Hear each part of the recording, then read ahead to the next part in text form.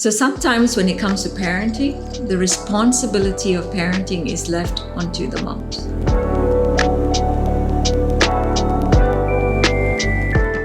I'm not sure whether it's a perception in different cultures, but generally when we look at the family unit, fathers tend to feel like I'm there to just provide and mom is there to raise and take care of the home and the children. Now it's really frustrating because when a mom is doing this solo and she's already frustrated, let's say she's a working mom and she's already got a lot on her plate. And then to add on to the pressure, let's just say, for example, that the marital relationship is not that great as well. And she tends to overcompensate then in finding her value and her validation as a parent, as a mother, in just sort of putting all her energy into raising really great kids. With her daughter, she's going to raise her daughter really capable. And with her son, she's going to raise her son well, because she's trying to draw energy from the lack of energy or the lack of love, masculine love from her relationship with her spouse. She's going to try to draw that from her son. And so there's going to be a lot of comforting, a lot of cuddling, and a lot of giving into the son, which is going to churn out a very fierce woman, a fierce daughter, and a very, very kind of nice giving in. Or maybe he could be a rebellious boy, but he's going to be either one of those extremes, and the daughter is going to be either one of those extremes, fierce or just quiet. Where's the dad in all of this? And how can we get the dad involved in sort of helping mom raise the kids? Yeah. The thing is, parenting is such a privilege, and we men, dads, fathers should not really miss out on it. What we bring is strength. We bring that manliness. We bring that leadership. We bring that vision into parenting. And a woman can't do that, isn't it? She can't bring strength. She can't bring manliness into it. So I remember just in the early days with Jaden, just playing roughhousing with him, so wrestling and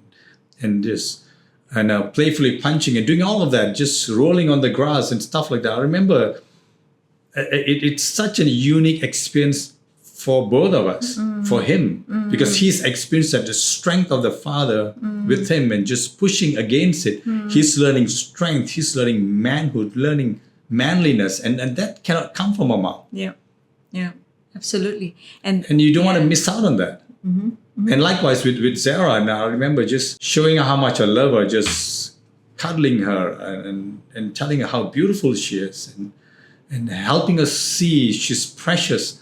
And she could see how much her dad really loves her and how amazing she feels in her eyes. And that's a beautiful experience for her as well. Absolutely. And that's what a man brings. Absolutely. And that's where I think as fathers to understand, you bring so much of value into parenting and raising.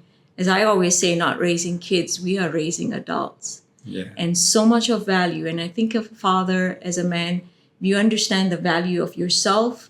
You have more than what it takes to be able to give and pour into their children's lives. And this is where also for mothers to understand, because I think the mischaracterization of our spouses, because we feel like if he's uninvolved, he's weak, he's not there. And so once we already formulate a perception and a mindset of our husbands, or the father of our children, it is then going to be really hard. It's going to interfere and interrupt our relationship as a mother with our own children, which means we are now then going to raise our daughters to be very, very capable. Don't you ever get disappointed again because you don't want to be like me. You're going to fight harder for your life. We're going to raise our sons then to okay, you know what? You need to be, this is the kind of man you need to become. This is how you should treat a woman. So now a mother is trying to bring language to sort of shape and define identity in the children. And it's just one voice. Yeah. You cannot raise children with just a solo voice. Yeah. You need a father's voice in it, because a father's voice shapes identity. Yeah. So, when you say a mom is raising the kids on her own, what they see is that feminine voice predominantly, and they miss out on the masculine voice of the father. The thing is, most of us men struggle with some form of uncertainty. Could be in marriage, could be in parenting, but that's okay. That does not give us the reason to abscond from parenting. To say, hey, listen, I don't think I'm good at this. I'm just going to let my wife take care of it. No, we can still be involved. We can still learn. We can still grow. I started from just playing with the kids in the early days, just doing a lot of activities and stuff. I didn't know a lot about parenting. But I had to learn. I had to push myself to read and to watch videos and stuff and see how can I learn to be better. And it's a beautiful privilege. The thing is, as we learn to parent, we start to grow as well as men. It starts to involve, it starts to help us to identify, see areas that we can be better. And that's good for us. Absolutely. And by learning to parent, we will make mistakes, but that's okay. Totally agree. Absolutely. We learn, we grow, we make mistakes. We just keep trying. We just keep continuing. We keep pouring out ourselves out there, and we get better at it. Absolutely. And I think a mother needs to understand she should be careful not to disqualify her husband, the father of her kids, just because he does not measure up to her standards. And I think we women don't do that deliberately. We don't do it intentionally, but because we are so emotionally upset and worn out, we end up disqualifying the father of our kids. And when we disqualify and disrespect the man, the father of our children, it's going to be very hard to connect with our kids in a tangible, in a way that we want them to be able to grow up and develop to be not just better human beings, but molded in character. So I think as women, as mothers, we've got to be careful as well to not direct the fathers and how things need to be done. But he's given the freedom to roughhouse. He's given the fear to lead them with some fierceness. Absolutely. All aggression is not bad. I think that is taken to some extreme, and we need to kind of be careful with that and allow the men to just be men, fathers to be fathers, and to lead the kids the way fathers deem fit.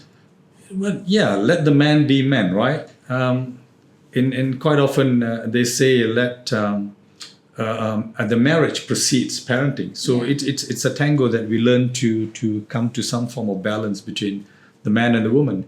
The thing is, again, man's voice should not be dismissed.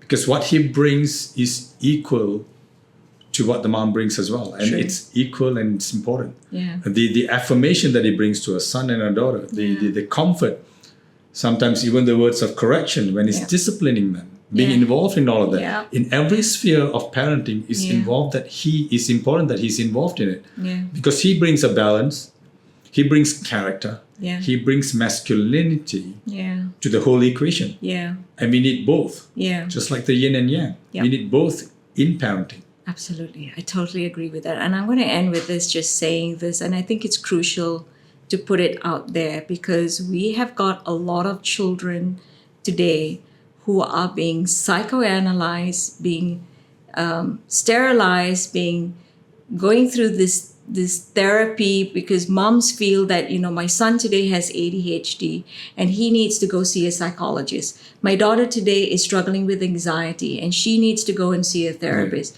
I mean, if just the father's voice is heard, if he is giving a differing opinion, I mean, she claps back at him. And she feels that, no, my son is actually this. But sometimes a father actually sees it differently. Absolutely. Because he actually feels the son has what it takes. It's not what you deem as to be absolutely the gospel truth here. But he sees it and he brings a completely different perspective. And it would be great if mothers would just hear the voice of a father as well. And I think it's crucial because we're mislabeling as well and misdiagnosing our children today. If parents can get it right, our children are not going to be diagnosed with every kind of mental illness out there. Parenting is a partnership. Parenting is a partnership.